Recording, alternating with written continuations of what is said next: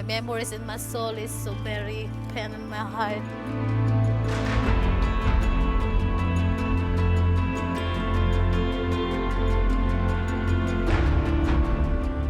Ang Marawi napakaganda. Pero tingnan mo ang nangyari ngayon. Hindi na makilala ang Marawi. Sa ISIS ang dumaan yung lahat ng pangyayari.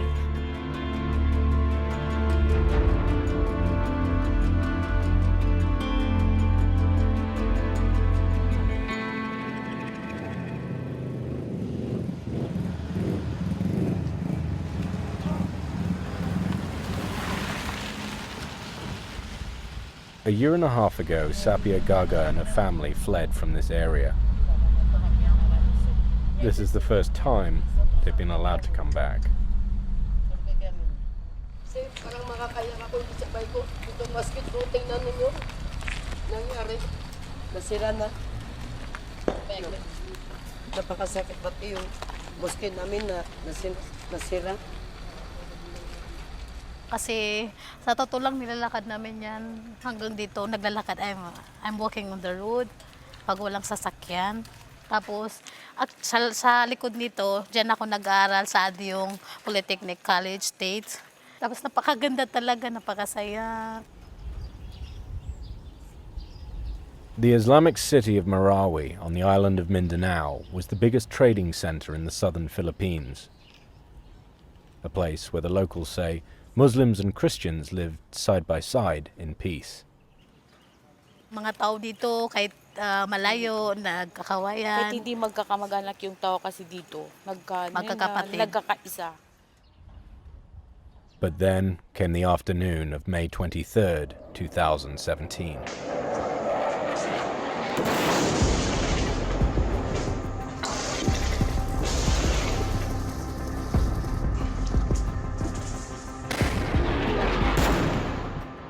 Bigla na nang nagluluto ako ng saging. Bigla na nang may umisigaw na sabi nila na alis tayo kay marami doon na ISIS.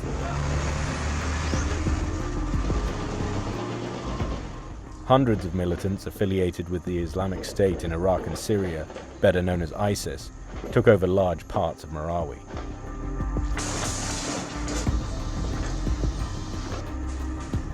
Gun battles broke out on the streets between security forces and the militants.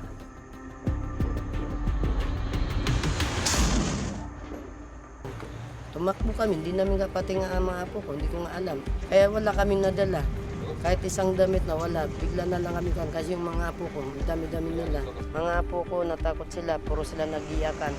Ang mahalaga na nakatakas tayo kasi hindi na natin kailangan ng mga damit o ano-ano dyan.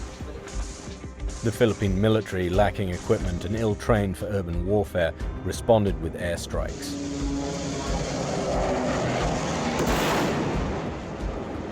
Amid the violence, more than 300,000 civilians evacuated the city. Kala namin ilang araw lang makakabalik kami. Mga 2 araw, kaya 3 araw o 7 araw na. The battle lasted 5 months.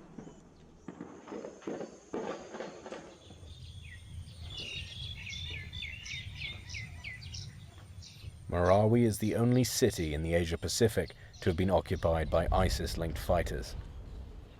During those 5 months of fighting, the eastern part, the city's economic heart, sustained the most damage. The government calls it the most affected area, or MAA. 24 districts across 260 hectares, some 7,000 buildings destroyed.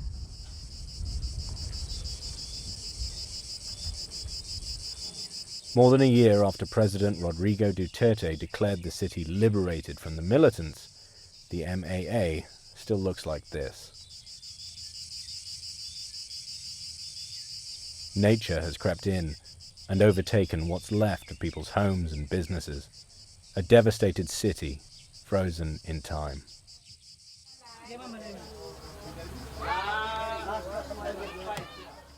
Ngayon, ang hanap buhay ko ngayon, dyan lang sa banana queue, tsaka yung mga tempura.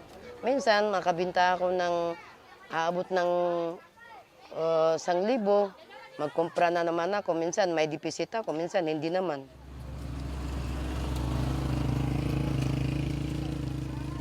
This is where Sapia and her family have been living since they fled.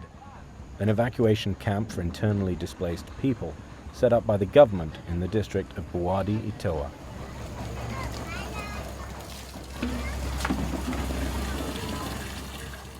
"667 people live in this camp. They have nowhere else to go." Sapia and her family share this 12 square meter tent. 18 adults and children in this tiny space. Yung sitwasyon namin sa evacuation center, lalo na pagka maaraw, yung mga bata, kasi ako may maliliit akong anak, grabe yung init, kaya nakakalabas kami ng tent. Tapos pagka mag-uumaga naman yung lamig, sobra yung lamig. Eh siyempre, talagang mahirap ang buhay namin, lalo na pag umuulan. Hindi kami basta-basta makakalabas dahil madulas yung mga daan, malapok, yun. Mas nahirapan din kami dun sa pang-araw-araw namin na kinakain kasi minsan nasushort din kami kapag walang relief. Yung tulong na galing sa gobyerno, nadidili yun eh. Kaya minsan nahirapan din kami mag-adjust ng pang-araw-araw na. The government has told the people here it will be 5 years before anyone will be allowed to move back into Marawi's most affected area.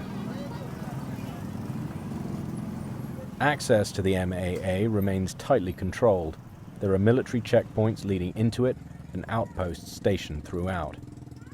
People can only enter with official permission and a military escort.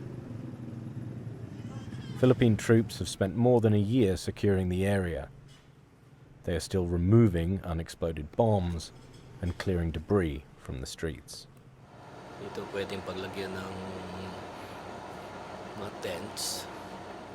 Assistant Secretary Felix Castro heads the government's task force on Marawi's reconstruction. He says it'll take up to a year and a half to finish the initial cleanup. Public facilities will first be constructed. Only then will displaced people be allowed to start rebuilding their homes. There are, as of now, 22 evacuation centers still being operated. We intend to close that and transfer those in the evacuation centers to temporary sites. Hindi namin matitis kung abot pa ng 5 taon, 5 years for waiting. So very long. We understand the frustrations being there for more than a year, but the reality is it will take time to build temporary shelters. More than 1,000 people live in Sagon Sangan. It's the largest of the government's temporary developments.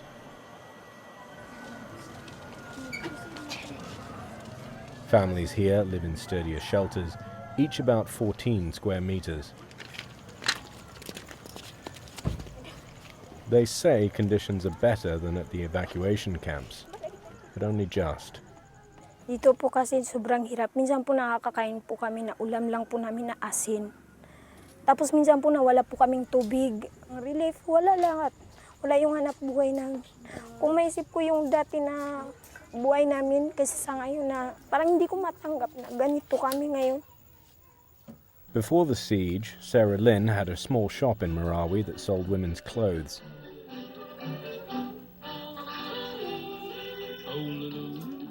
Her husband did odd jobs like selling vegetables. But here, he struggles to find work because he's hearing impaired. And Sarah Lynn is now pregnant with their 4th child. Yun na may bahay kami, sarili naming bahay, sarili naming lupa na ngayon na parang wala. Wala kaming lahat kami, walang pera, walang hanap buhay. Pinapahirapan pa nila kami. Sobrang tagal nilang gumalaw. Tulad ng wala kaming makain, parang sobrang nakaka-frustrated po talaga. Philippine Army Captain Ron Villarosa is well aware that frustration could brew into resentment against the government. It's not just about fighting the enemy, but it's also how to win back the community. In this kind of setting, we are not only battling people, we are also battling ideologies. So we may have killed the terrorists, but so long as the ideology is still there, so long as they have resentments, they have frustrations, then they could channel that against the government. And that's what we're trying to mitigate. As much as possible, we wouldn't like that to become a security risk. Yan sir, yung anim na bahay na nasunog dyan. We've been trying to provide them at least the basic needs that they have. And while we cannot promise to give them what they have before, what we can promise though is that we will be with them through hardship and we will be helping them on how to overcome those.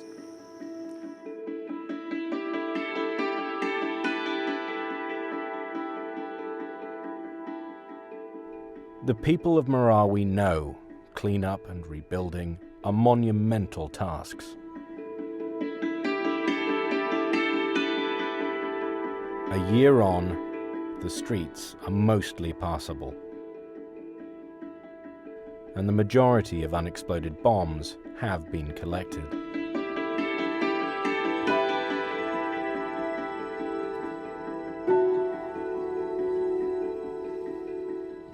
But reconstruction remains just a thought. Kabisita kami noong April 24, 2018. Nakita ko po yung bahay namin na parang nawalan po ako ng lakas. Sobra po kung parang nadagdagan po yung depression ko. Wala po kaming nakuha. Isa lang po yung nakuha namin sa bahay namin, yung upuan po. Nandiyan po sa likod namin. Yan lang po yung nakuha namin sa remembrance sa bahay namin. Nung umalis kami dun sa Marawi, muntik na ako masira ng bike. Dahil sabi ko sa sarili ko, nasaan ako kukuha ng ipapatayo ko sa bike ko na namatay naman ang asawa ko. Sana po makabalik na po kami sa Marawi City kasi iba kasi yung kinalakihan mong lugar sa tulad ng dyan kami sa evacuation center. Sabihin ni Duterte na balikan na namin yung mga bahay namin na ganyan na okay ka, okay yan sa amin basta makabalik lang kami.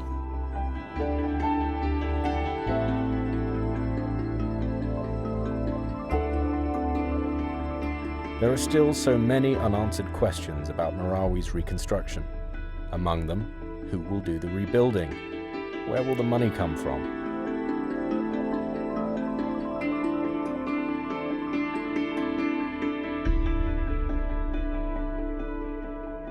On the outer edge of the most affected area, a government banner carries a message of hope. But for the thousands of people displaced by this conflict, the question is, how soon?